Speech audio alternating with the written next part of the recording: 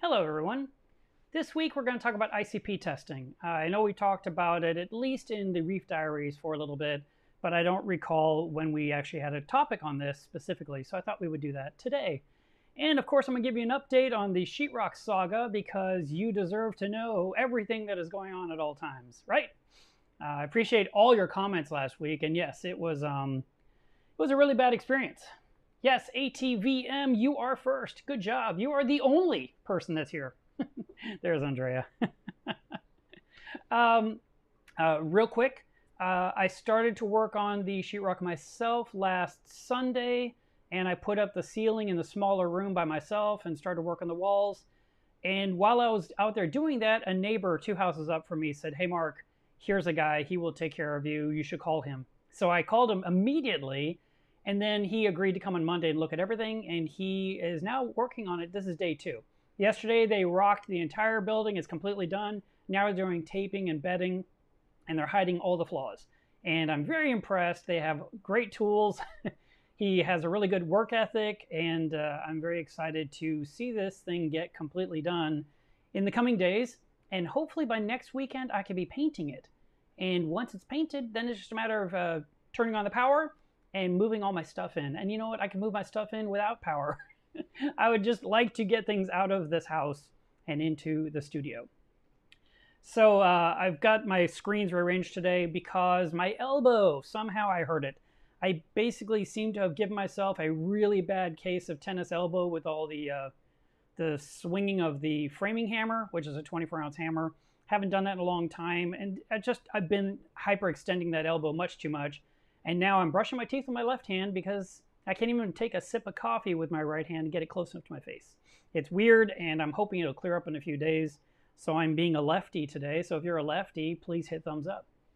And I appreciate that. Today, we're going to talk about ICP testing because, as you know, my Reef is doing okay, but I felt like it could do a little bit better. And I was curious what was going on. So I mailed off 2 samples, one of my frag tank as well as one of my Reef. And I just said, let's just look at both. And I got my results last Monday. And here is what you're going to see. Make sure my microphone still works while I switch screens. Yes. So you're looking at my login here on icpanalysis.com, and everything that is yellow, let me move some things off the screen so I can actually get to the whole gizmo. Everything you see on here in yellow is a deficit. If it was red, then there would be a problem. There's no red, which is a really good thing. You know what? I haven't done this in a while. Let me see. Give me a second here. I want to see if I can turn on. I haven't used picture-in-picture in so long, I can't remember how to do it. Here it is, I think.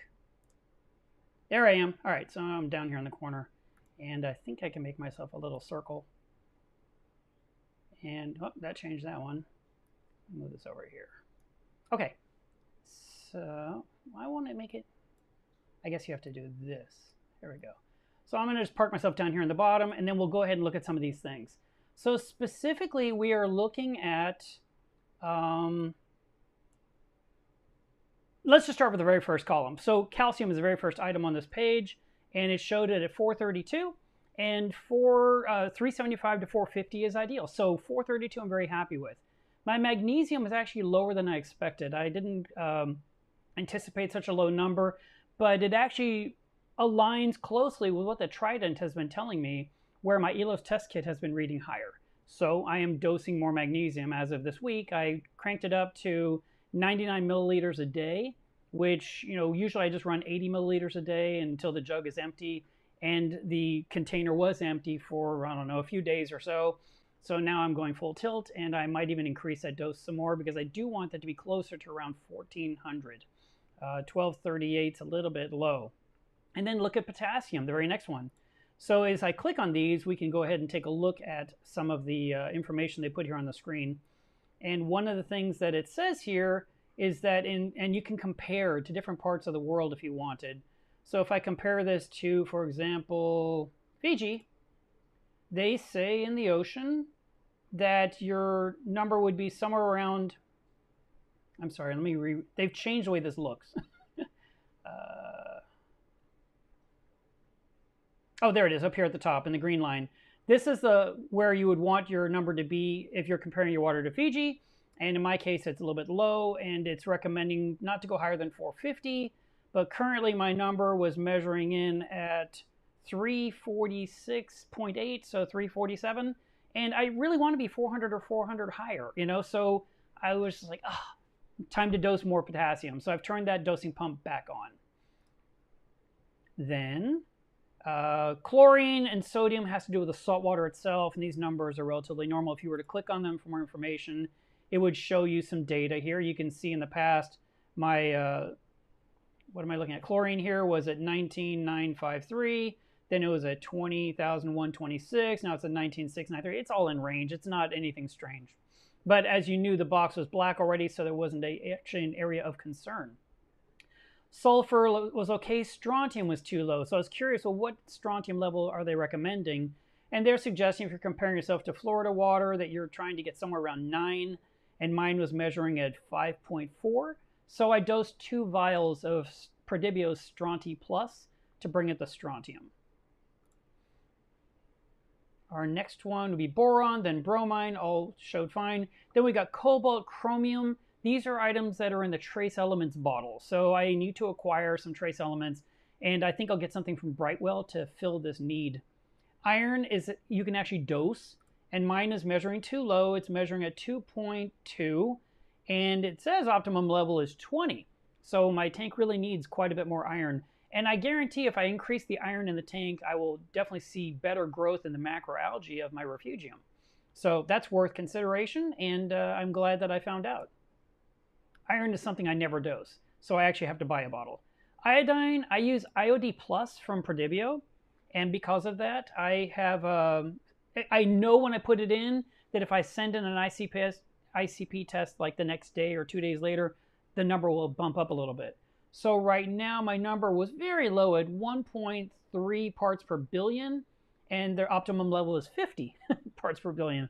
So I was really low, and so I dosed 2 vials of IOD Plus. And also, I didn't put it all in at once. The same with the strontium as well as with the iodine.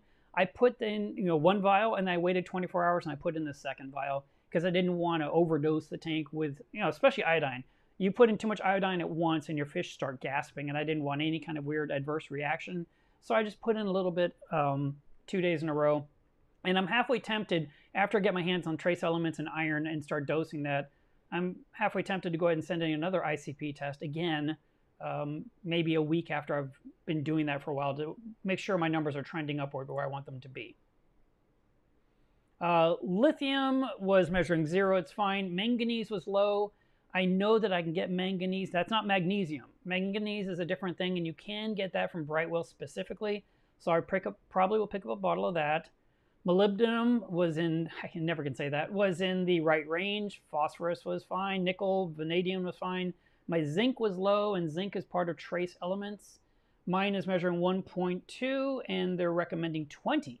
So that one was quite a bit low. So you can see there's some deficits, but there was nothing that was overdosed. And the rest of it, silver, aluminum, arsenic, gold, barium, beryllium, cadmium, cerium, cesium, I'm not sure how to say that one, copper, gallium, indium, lanthanum is one you guys know I use to get rid of phosphates. And my measurement is 0.002 parts per billion. And they're not even giving you a comparison number from a different part of the world because lanthanum's not normally found in the oceans. But I can tell you in other ICP tests in the past, when I looked this one up, my number's always been lower than what's in the ocean water. And that's pretty interesting since I tend to dose it 5-6 times a year in my tank to control my phosphate levels. Phosphate was measuring 77.8 parts per billion. So I'd have to do some kind of conversion to find out what that is in ppm. But I know they're more than 0.03. But it wasn't in a dangerous zone. Let's see what they say here. Oh, see, it's vague. They don't show any information about it. Lead, rubidium, antimony, selenium, silicon, tin, titanium, uranium, and tungsten all were in range.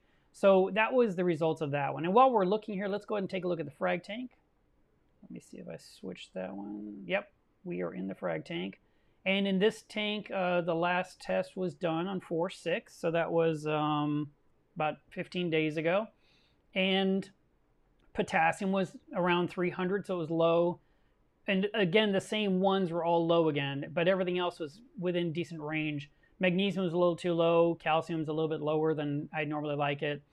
You don't see alkalinity on here. They don't do that. They don't show salinity of the water on here. They don't do pH measurements because they can't, because they get the water days later and pH would have dropped in the vial. So there's no way to get that kind of information. But, you know, it's just kind of nice to have these for comparisons. And then you can see over here, you know, back in 2019 when I did a reef dive with Bob Fenner, I grabbed a sample from the ocean and sent that in for a comparison just to see what it was like at 80 feet down on a coral reef. I literally grabbed a bottle, took it down there with me, scooped up some water, sealed the cap, and came back to America and then mailed off a sample because I forgot to bring the kit with me, which would have been so much smarter. That way I could have a little vial instead of a 20-ounce bottle of water in my luggage. But back then when I did this sample, and it's something I'd like to do. I'd like to do when I go on a vacation in the future and I'm on a dive trip, I would like to grab water samples from different places and just send them in just for fun, just to kind of see what's it like in the ocean where some of these corals come from that we like to have. Now, obviously, I don't go everywhere where a coral comes from, but it's still kind of a fun thing to do on your trip, is to kind of come home with some kind of proof of what it was like down in the water while you're diving. But you can see here, they had no iodine in Bonaire. Interestingly, Bonaire actually makes and produces salt. That is, they have these huge salt piles there up on their island, and then that gets exported to different parts of the world where people need salt.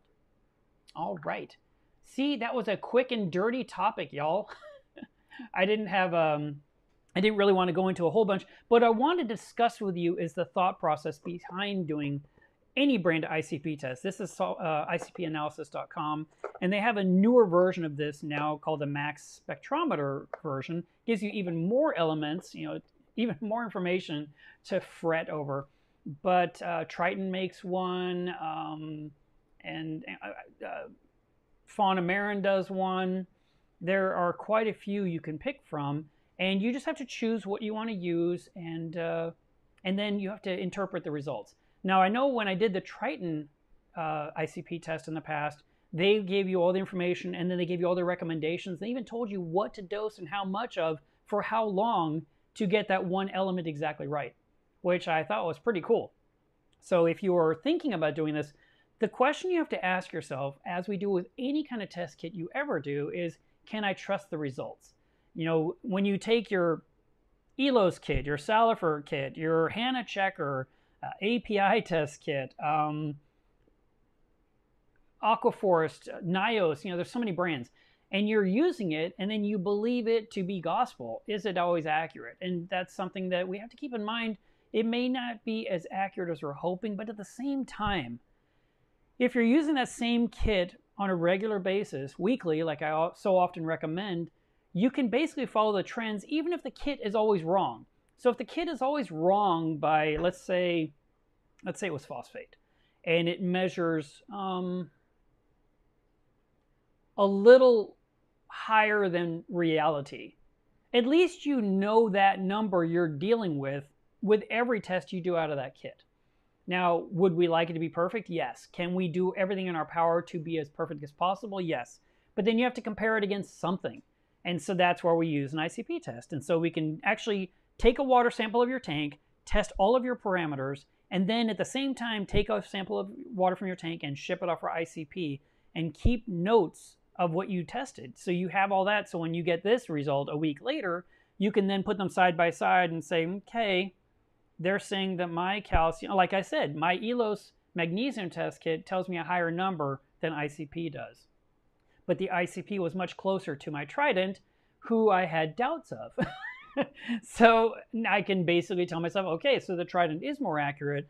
the ELOS is less accurate, which isn't 100% surprising, and I can dose more magnesium to get the number up where I'd like it to be. Now, the good news is most of the corals in my tank are doing quite well. There's just a couple. That one at the top of my reef that looks very, very white to the eye. I showed it to my buddy the other day, and he's like, that thing is gone. I was like, no, it's actually alive. Barely. And I'm not pulling it until it's gone. And so last night, I thought, it really does look bad. And so I got up top over the tank, had the return pump off, and I looked down. And even though that skeleton is so white, the corallites had polyps inside each one with a hint of color. So I'm hoping by dosing strontium and iodine and iron and trace elements, that coral can join the others and color up and look nice as well. Now, what do you do if you get results that are just so crazy that you're thinking, I don't know if I believe this? If that is how you feel about your test kit, your test results, unfortunately, the best advice I can tell you is to send in another test and then compare those two. In case you got a whole bunch of bad readings for some nutty reason, at least you can verify. Now, if you get two back-to-back ICP results that seem to match each other, but are still wonky, then your numbers may actually be wonky. Your tank might actually be in a bad situation and needs some serious TLC to get the numbers back on track. And sometimes the simplest way to get your parameters where they need to be is not dosing everything, but would be to do a few larger water changes. So if you had a tank that had, chronic problems with corals and your calcium and your magnesium and your alkaline never seems to go anywhere no matter how much you dose, you may need to do some big water changes. I mean, 25% may not be enough. You may have to do a 50% water change in one session. And you can do that. As long as your alkalinity, your temperature, and your salinity match, you can go ahead and change all the water you want, and your tank will not skip a beat. Your corals, your fish will not freak out. They will not just suddenly die. You are not going to shock them. So you shouldn't fear doing a water change. And sometimes the bigger water change will help reset numbers to kind of get you back into that general area. And then we can dose to fill in those small amounts that are lacking to get it more on track, to get it back to where it needs to be. Because ultimately, we want everything to be not only alive, we want it to be thriving and healthy. And, like I said, in my tank, I'm looking at Sunset Montipora that looks perfect. I'm looking at that really pretty Monty that I got from Dwayne that's a green base with blue polyps. I really like that one a lot. And it's up on the front of my tank, right under that yellow tang right now. And it's so beautiful. And I'm so glad I got that from him. And I didn't even know I was getting it when he shipped me some corals last year. And that one looks great, even though my magnesium is lower, and Montipora loves magnesium. So we need to always make sure we're supplying enough of what the tank needs. Like I said, in my case, I thought my magnesium was higher than it actually is, so I'm dosing more now to compensate and to improve the situation so that everything will look even more robust and better as time goes on. Okay, why don't I answer some of your questions, because I would love to make this more interactive and not me just droning on and on about parameters. And if you have any questions, do type in @MeLovesReef and then your question. And we're just going to do a short one today because my arm's really hurting. I took pain pills, but still, I don't see myself being at this computer very long today. Let me put this here. And Karsten, hello from Texas. He's here from Denmark. Let's see. Mr. Reef Buster says, that's a lot of elements. Are those needed in a reef tank, or is it just unnecessary information provided by ICP to make themselves look important? I'm going to say that there's a lot in there that we can benefit from, and there's some stuff that we can't do anything with, but it's good to know it. And if you're doing tests several times a year, you can actually go through your test results and compare.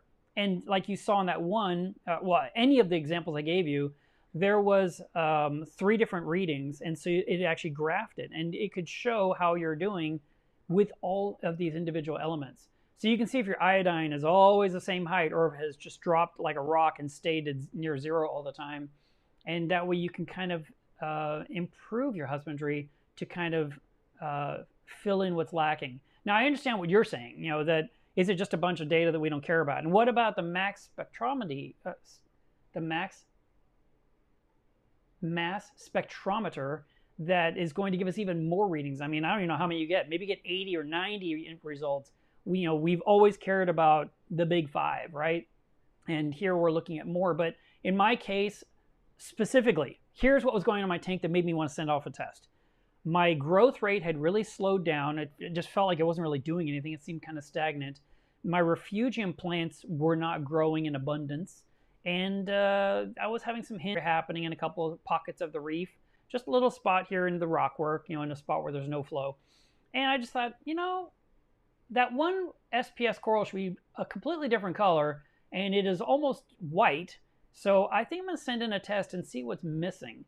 And that's exactly what the results came back with, missing elements. I didn't come back with your nitrates are too high, or your phosphates are sky high, or something like that, like you might expect, because I've got those numbers under control. But these are the numbers I don't test for. I don't test for iron. I don't test for vanadium, zinc. These are things that I don't even really think about. Sort of like how I never thought about potassium until last year. And now it's much more important on my list. And I need to order more potassium because I'm using up what's left of a bottle. And my tank needs a significant amount, probably another liter at least, to bring it up over the 400 range. And that's one of the reasons I want to send in another test in a couple of weeks, just to kind of see how I did. And if I'm getting closer to where I need to be, or if I still need even more to fix it. Because when you get a bottle of anything and you read the instructions and it tells you how much you need per, maybe it's per 50 gallons or per 100 gallons or per 10 gallons, and you're doing your math, that may be a maintenance dose. That's not like a fix your number to a higher number. For example, I'm chasing iron right now, right? And my iron was crazy low. It was measuring... Oh, let me make sure I'm on the right kit. Sorry, I was looking at the wrong test result. So iron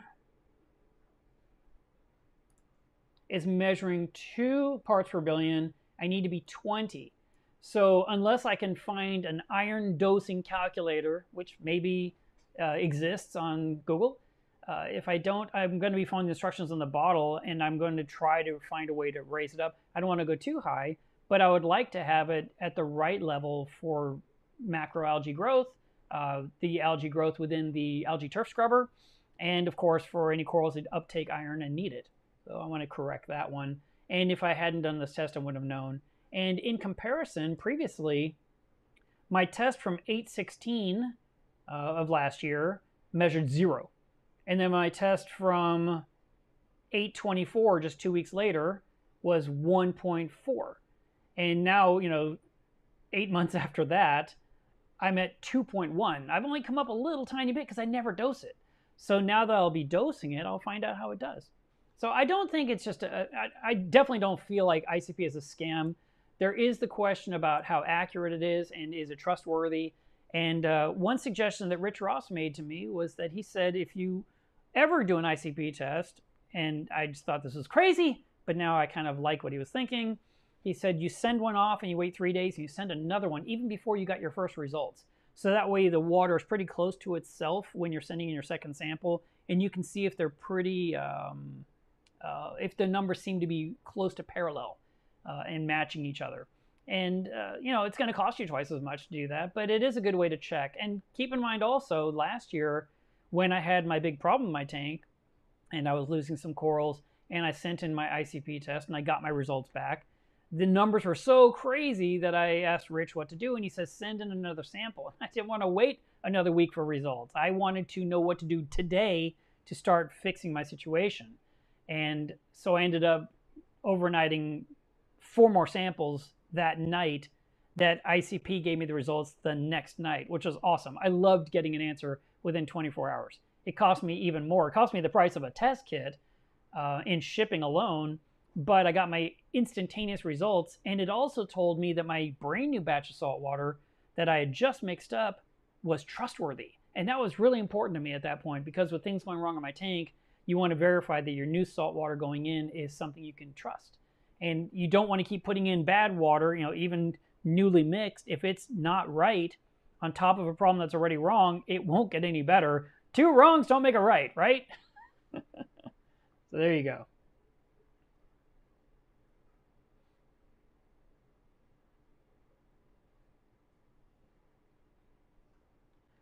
Gus says, do you sell anything to polish acrylic while it's in use? Do you sell anything to clean acrylic? No, I actually don't. But you can find that kind of stuff on Amazon. One of the most common products that we use on acrylic would be Novus 1, 2, and 3. And they are different consistencies. 3 has more grit in it, so it's a little bit more coarse, versus 1 would be much more fine and better for polishing. But it's something used on the outside of the tank. And we wouldn't use that on the inside on anything because we don't want any of that chemical in the salt water.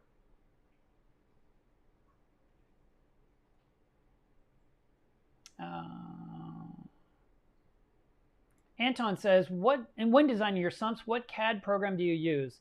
I'm using software called VCarve, and once I'm done with it, I then save the file and it's exported into 3, which is the program that talks to the CNC machine. CB says, hi from the UK. Hi from Texas.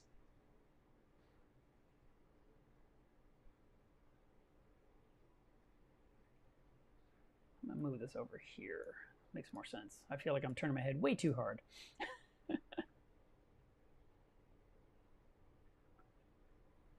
Mr. Reef Buster says, is it better to feed with live food only on a 25-gallon nano than pellets? I'm getting some algae bloom in my tank and feeding pellet once and live food once a day. I'm not running any Chaetomorpha at this moment. I like to diversify the diet. So if you want to use live food today and pellet foods the next day and flake foods the third day and then frozen food the next day, you could do that and it kind of changes everything up. Or you could take a combination of them all to make the right amount for that day, but there's a little bit of everything. So there's some live, there's some dry, there's some frozen that's been thawed, all going into the tank at once, and then no matter what's in your aquarium, it can consume. But I don't actively purchase live foods only. I mean, you're thinking, when you say live, it must be phytoplankton and maybe baby brine shrimp. Those are 2, because it would be pretty expensive to keep buying pods, for example, to feed our tanks. And then, you've got animals that are herbivores, like tangs. And I realize your tank is smaller, but I mean, there are certain animals that just eat vegetation all the time. And so a live food might not even be a food source for some of the things in your tank.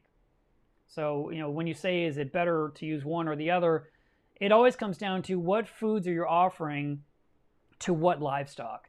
And if you have certain animals that have a very specific eating requirement, you have to satisfy that need. You have to put in what that specific creature needs, whether it's a fish or a coral or an invertebrate. And we want to make sure that we have enough for everybody so that everyone can do well.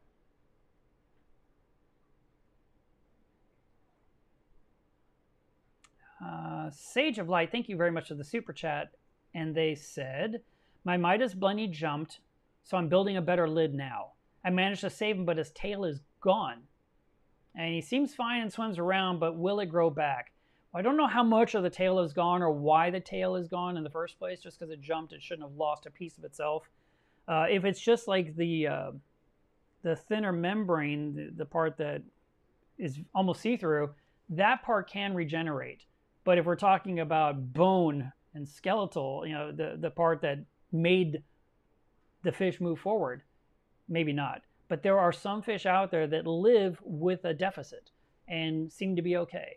I was just recently on a bus tour with my club, and we went to this one store, and they had a fish that was born with no tail. And, yes, the fish is not going to do great in a lot of current, but it was moving around the tank and chasing down food just like all the other fish. So I guess it just depends how bad was the damage. Reaver of Dawn says, are acrylic orders on hold for now?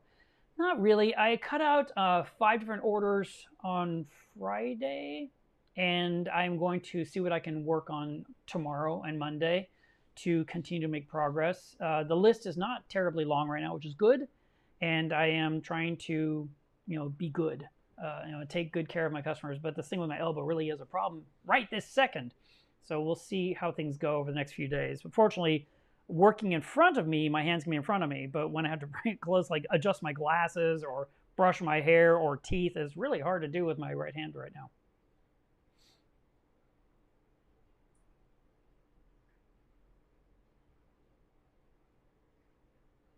Gwunk Reef Keeping says, greetings from Maryland. Hey, we're getting inside the U.S. now. Hello from Texas. Dennis says, I've never done ICP tests, but I am testing regularly. Water tests save lives, and that is true, and I'm doing good so far. That's good. Jason's doing his water change. Hey, Jason.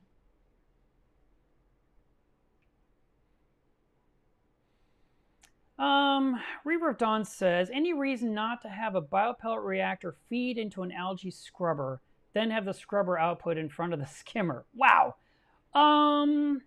Really, the biopellet reactor has to go into the intake of the skimmer, or at least in front of the intake of the skimmer, because of what is coming out of the reactor needs to be skimmed immediately. I don't think you will get the benefit of having to go into an algae turf scrubber, to be honest. I'm trying to think of a best way to explain it. But in the biopellet reactor, with what's going on in there and with what's dying off in there and with what's being wasted, because it is literally exporting nitrate, it's a #1 rule is that your output has to go basically into the protein skimmer. Now, we don't just literally drill a hole in the body of the skimmer and take the tube and jam it in. But in my case, when I set it up on my tank, I put a T-fitting on the front of the skimmer, and so it gets sucking water from the skimmer zone. And then on the other side, the biopellet reactor was pushing water into the T, and so that effluent coming out of the biopellet reactor was being slurped right into the protein skimmer. But it wasn't only that water, it was getting water from the skimmer zone itself. And that worked really, really well for me. And then Mr. Reef Buster said, I only have clowns. I'm worried about pellets causing an algae bloom. Well, any kind of food can cause algae. And running lights too long can cause algae. Having elevated nutrients can lead to algae. But then we got people on this stream right now watching with you that have ultra low nutrients and are dealing with a different type of algae or a different kind of plague, like dinoflagellates. So it's all about balance and keeping everything as best we can. So I would not resist, we don't want to put in so much food that you're polluting the tank. If you're feeding enough for your clowns to consume it, and there's no food still visible after 2 minutes, you're feeding the right amount. If you're putting in food and there's like stuff just lying on the sand and just breaking down, and now your cleanup crew has to come in there and munch on it, yeah, you could lead to algae issues in your tank. But algae is also kind of normal. We just don't like looking at it. And if you have a healthy cleanup crew in the tank, they will help keep up with what's happening, as well as you doing your regular maintenance, whether it's going to be water changes or using certain additives to maintain better water parameters. Dan the Man says, should your ICP results for the RODI sample be reading 0 for all elements? Let's take a look, because I did do an RODI one last year, and I don't remember the answer by heart. Scoot this out of my way. So I did one, where is it? RODI. And when I did my test that one time, I'm just going to look at them with you. There was a fraction of calcium, no magnesium, a little tiny bit of potassium, a tiny bit of chlorine made it through, a little bit of sodium, no strontium, a speck of boron, cobalt was 0, chromium 0, iron 0, a little bit of iodine made it through, a little bit of lithium made it through. Manganese is 0, molybdenum is 0.3 parts per billion, a little bit of phosphorus, nickel showed up, no vanadium. So yeah, you're not going to get all straight zeros. And I sent in a RODI sample, not an RO sample. And so I actually had some phosphate visible at 0.58 parts per billion. Now, I'll tell you this, if you've ever tried to test RODI water for phosphate, you will get a reading and you may freak out and think your water is bad, when really it's because the test can't measure deionized water. So don't let that stress you out. It stressed me out until I figured that out. And it turns out, if you test your RO water in 0, DI resin can't add phosphate in, so it's not coming from that. and then 0 lead, a little bit of rubidium, a little bit of silicon, a little bit of tin, a fraction of titanium, a little bit of thallium, no uranium, what a bummer, and a little bit of tungsten showed up. So I don't know if that completely answered your question, but you will not get all zeros straight across the board.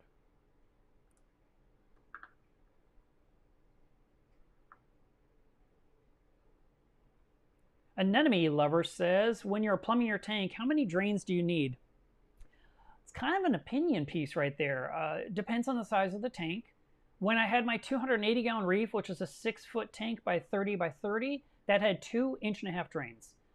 When I set up the 400 that's behind me, it had 5 drains originally, and then when I redid it, I changed it to 4.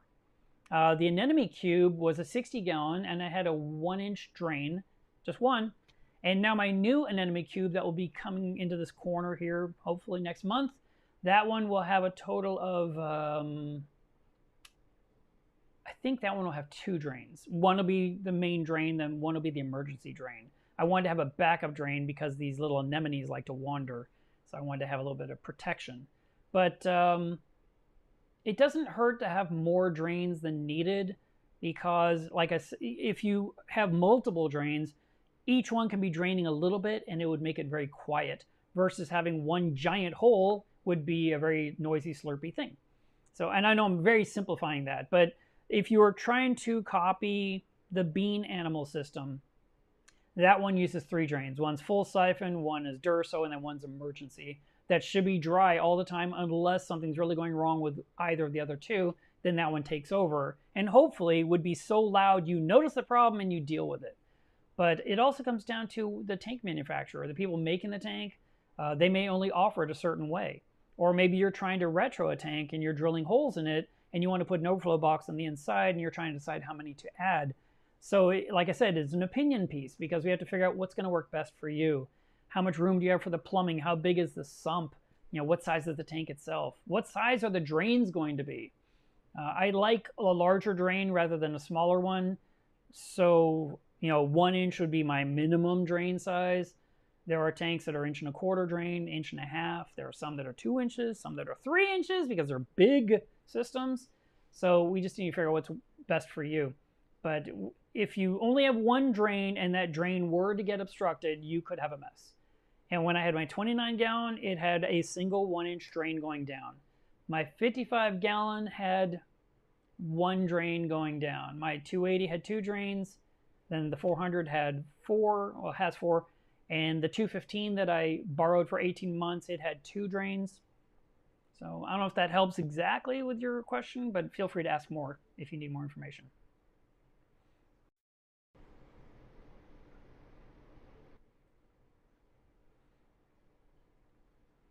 Keith says, why even after adding Microbacter 7 many times, would after 6 months my belt put reactor would not be doing anything for nitrate? And yes, I have 0.07 of phosphate. Well, how high are your nitrates? Can you tell me that?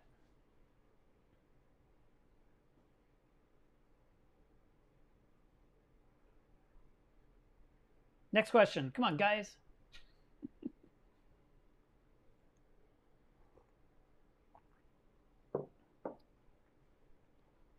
Trying to think what other newsy things I have to tell you. I believe it was last week that I told you I was going to do a water change with my new sandbed sucking tubes, and it worked fine. It worked really well. I was very happy with it. It was very heavy compared to the one I've used that you normally get from the fish store because it was made of such durable material. And I had to be super cautious not to break any corals in the tank while I was doing it because I'm working my way around the different rock work and there's SPS corals growing. And I was very happy to not snap a single branch in my efforts of working on it. I pulled out about 40 gallons of water out of the system and replaced it with brand new salt water. And I was glad I did it. So today is water test Saturday. I'm going to be testing to see where my numbers are. That is one thing I can do despite my bad arm. And I do need to make sure I'm doing, keeping up with my water testing.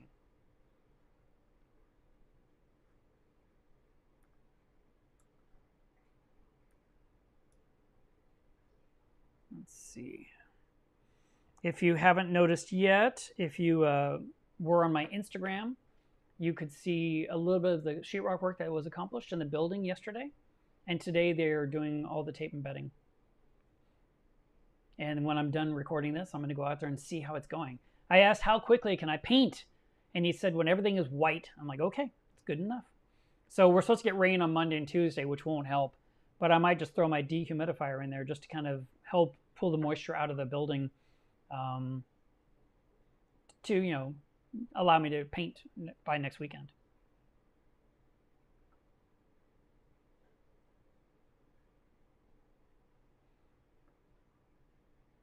Perplexed says, can I water my plants with the black tube wastewater of my RO system?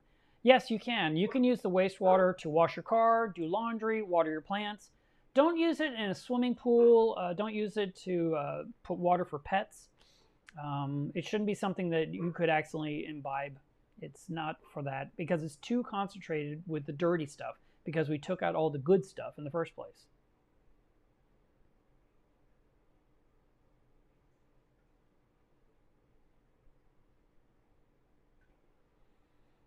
Sage of Light says, I notice when my torch is starting to go white. I really don't know the answer to this question. The other one is fine. The one going white is in the middle of the tank, or the other one is at the bottom. Is it the lighting? I don't know. But you could definitely move the one that seems to be bleaching down lower, and that could help. It could be the intensity of the LED is just like really shining on that coral, like it's the epicenter. And so it might be a higher level of par right there. Or it could be the lights are running so long that that coral is just getting worn out. It's just too much in that one spot. Anton says, what are your opinions on the hydros? I don't really have any opinions yet. I've seen what they're offering. I like what I'm seeing. I haven't tried it yet, but who knows? I might try it on the frag system one day and just see how it all ticks. But I am hoping at some point in the near future to go to my tank sitter's house and film him as we discuss his hydros, because he's been using it and loving it. And he's very, very happy with it. He was an Apex user. He had the old Classic that I gave him that came off my tank. And he switched to hydros, and he really likes the way the app works. And when he has a suggestion, he just tells them, and it seems like the next day he gets his wish granted. It's pretty great. So I was like, you know, that's pretty impressive. And they've got, it seems to be more affordable, and it's got some flexibility. I don't know if it does everything apples to apples compared to, you know, taking the Apex controller to the hydros and put them side by side. I don't think you're going to get all of the exact same stuff. So there are certain things I definitely rely on that I am getting from my Apex that I do not believe I can get from the hydros right now.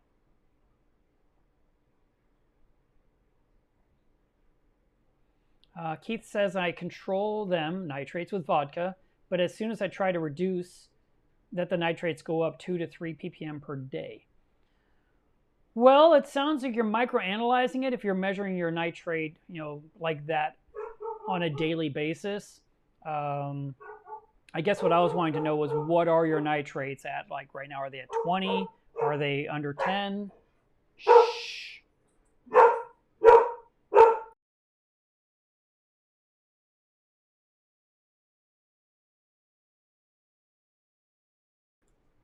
Okay, go on. Go to your room. Go bark over there. Be a good girl. But, oh, here we go. He says nitrates are at 3. Well, if they're at 3, that's nothing to fret. That's a great number. That one there, I wouldn't be worried about it at all. And I have a feeling you would have a really hard time locking in a certain nitrate that low with biopellets. You know, because the idea of the biopellet reactor was to bring them down and keep them where they need to be, you know, like a maintenance dose. But you're trying to be super precise, you know, and I'm not knocking you. Having it under 10 would be my goal. And so anything under 10 would be fine. And if you can run biopellets successfully and them not go higher than 10, then it's working as it should. But from what you said earlier, you've been using vodka because that seems to work, but the biopellets aren't doing anything, even though you've tried everything. Maybe in your system, it's just better to just only use vodka and don't use biopellets at all and remove that reactor from your system. We definitely don't want to have too many biopellets because it could strip it down to 0, and that you don't want to happen either. And because then you have to start dosing nitrate, and that's the exact opposite of what you've been doing all this time to keep them under control.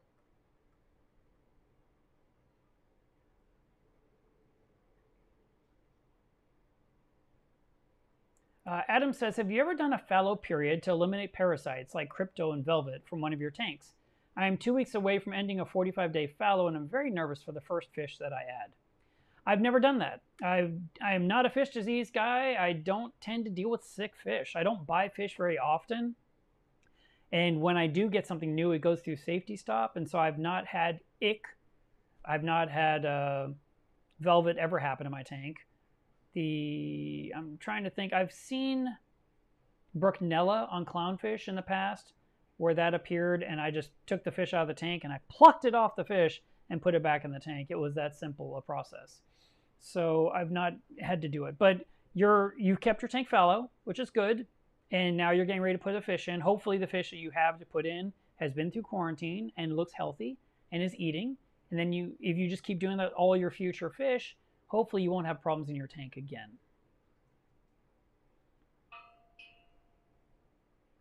Diamondback says, what is your oldest fish tank? The one behind me. It's 8.5 years old.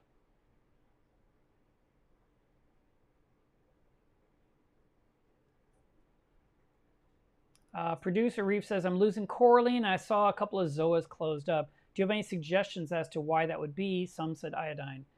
Sometimes zoanthids will close up just because something is nipping at them, or a hermit crab is pestering them, or salinity has gotten too high. I've watched, back in the day when I had lots of zoanthids in my tank, when my salinity got to 1.028 or above accidentally because I wasn't topping off, they would all close up. And as soon as I got the salinity back to its regular level, they opened again.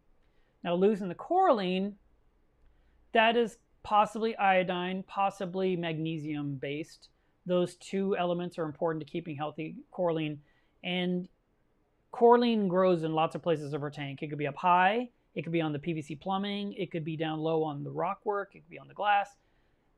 If you have a part of the tank that's being exposed to air during a water change, and the water came down for 10 minutes, 20 minutes, and all that coralline has turned white at the top, that's completely normal. And that you'll just scrape away. But if you're just trying to get good coloration from it, yeah, it could be iodine. And that's why I was saying, doing an ICP test will help you kind of determine what you may be lacking to get that healthier looking coralline. Now, the back of my reef, which I know is blurry for you, but you can kind of make it out. There's a lot of coralline on there.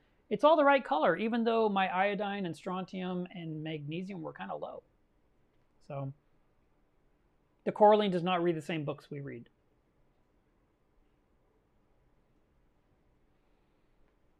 Will says, I'm running a 54-gallon corner tank, and I was wondering what your suggestion would be for flow and light placement.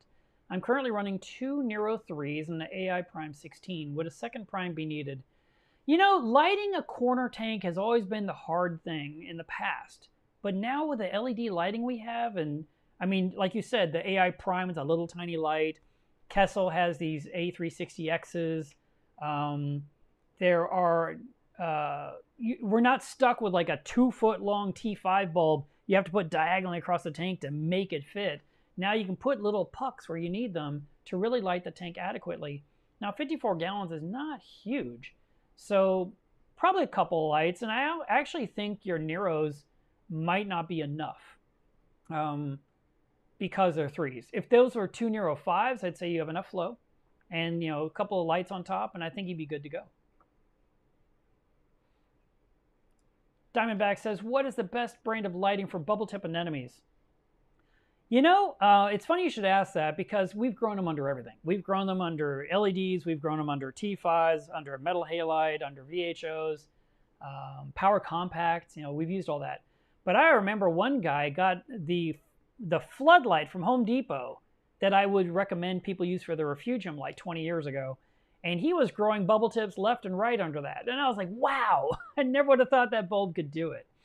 So when you say, what's the best brand? There is no one brand that can brag about it being the ideal anemone growing light. You know, you could go with things like the Radeon, the Sky, the AI system, the Kessels. They'll all do it. It's just a matter of what kind of light fixture you want to look at, and then adjust your intensity and your duration per day for the ideal amount. I typically say to light a tank about 9 hours a day and not to go longer. And if you're maintaining good reef parameters, your anemones should do quite well for you.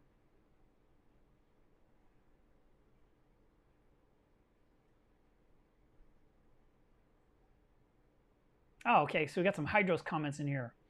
Producer Reef says, hydros is amazing. I'm running that as well, and it's very simple. And Callie said, I have switched to hydros, and I'm glad I did. Now they have a new wired power bar that they have power monitoring, but they lack some historical data currently. Yeah, see, I like that. I like to be able to track everything. I remember when I had a heater fail, and I was like, well, when did that happen? I was actually able to go back through time in my Apex controller software in Apex Fusion, and I was able to figure out exactly when the heater failed. You know, it was like, let's just say I was in February thinking, what's going on? And I determined there was a problem. And the heater failed in mid-December. So I was able to actually find out when that happened. It was nice to have that. Anton says, what machine do you use to cut acrylic? Is it a laser cutter or a router? It's a CNC machine that has a router that's being controlled. And it's a big machine. I did a picture of it on my Instagram just about 3 days ago. You can take a look at it. And it holds a 4-foot by 8-foot sheet of acrylic. And I can use thin acrylic all the way up to 3-inch thick acrylic if I wanted to. And I've been running that machine for about 5 years now. And like Perplex said, like a boss. Adam says, I actually purchased Safety Stop based on your recommendation. I'm going to give it a shot. Thanks. You're welcome. I hope it works for you. I mean, from the minute that stuff came out, it's the only thing I've used with every new fish I get.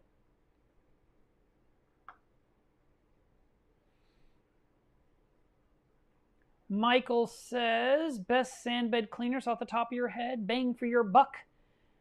Thank you a couple of weeks ago for help with my anemones. I feed them about 3 times a week now. All right, so sand bed cleaners, cucumber. I like the tiger tail cucumber. Sand conchs or fighting conchs are good. Nacerius snails are the little guys that go down in the sand and then come out or emerge from the sand when there's food in the water column. Those 3 are all really good. And then I'd get some hermit crabs to walk around the surface because that helps also to disturb the sand a little bit so it doesn't become stagnant is the best word I can think of. You know, having their little legs walk through, it kind of disturbs it a little bit. It kind of aerates it a little bit.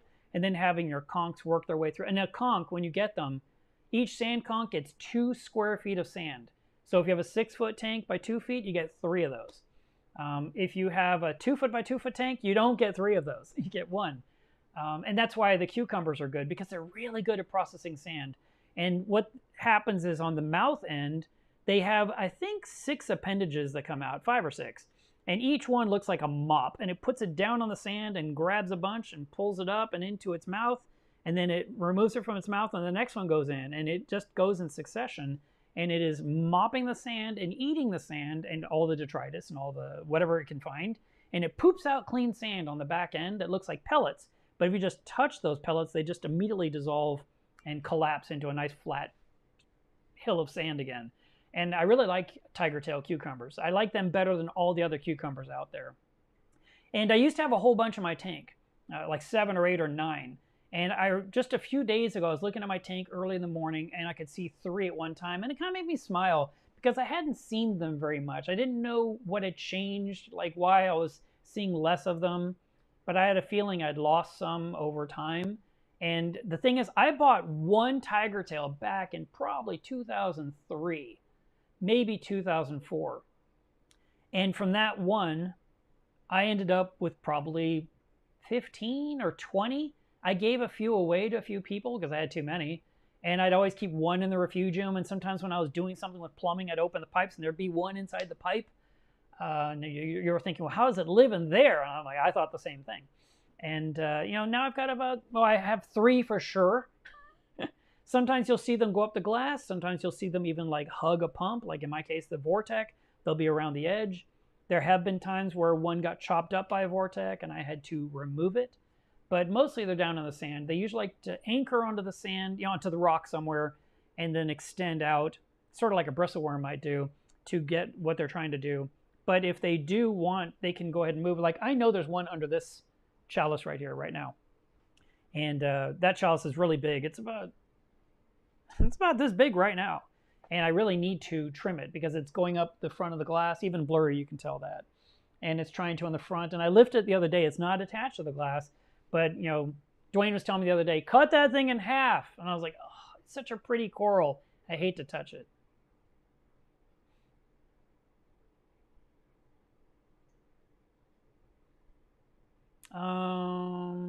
And then Perplexed is wanting to know describe my CNC setup. It's a big machine. It holds a 4-foot by 8-foot sheet of acrylic.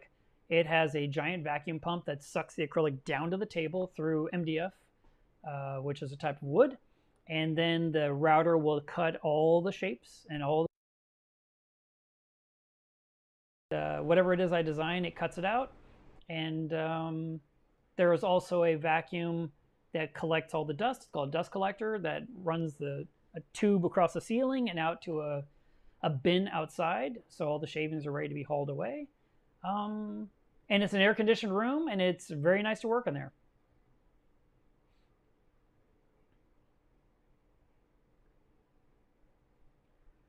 Frank the Tank says, hello from Houston. I have a question about brown slime algae in my tank. My nitrates are 11. My phosphate is 0.18.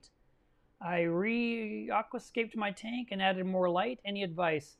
Well, need to know what this brown slime algae is, because that could just be dinoflagellates, based on just that it's slimy. But have you looked at it under white light so you can actually see what you're looking at? Because if you're looking at it under blue lighting, it's hard to identify what some things are. What you can do, if you like, is you could post a picture or a video in Club Mila's Reef. And that way we can look at it together with you and we can help you identify what you're dealing with and then help you solve the problem. But you said you were aquascaped. You probably did some water changes. It sounds like you're trying to stay on top of things. Your nitrates are not bad. Your phosphate's a little bit up. Not bad, just a little bit up. If you could cut those in half, it would be helpful. But maybe there's not enough flow in the tank. I don't know. There's not enough information to give you a solution. Callie says, Jack has my dog barking too. Yeah, she's talking to somebody outside. So Frank says he lost all of his corals and only 4 fish survived. Maybe you're overfeeding a little bit because you're trying to keep these 4 fish fat and happy. So you may need to feed a little bit less or feed smaller portions a couple times a day. But maybe you need a cleanup crew, to keep things stirred up. Maybe there's not enough going on in the tank. Like I said, go post it in the group and we'll help you. Michael says, do people have luck with multiple conchs? Well, I don't know about what you mean by luck. There's 2 in my tank right now, and my tank is 7 feet by 3 feet, so I could probably have 4, maybe 5 of them. Will they make more of themselves? That's never happened. I've never seen that happen in any tank I've ever come across. They may lay the eggs, but I've never been, seen magical baby sand conchs happening, which would be really cool. That hasn't happened.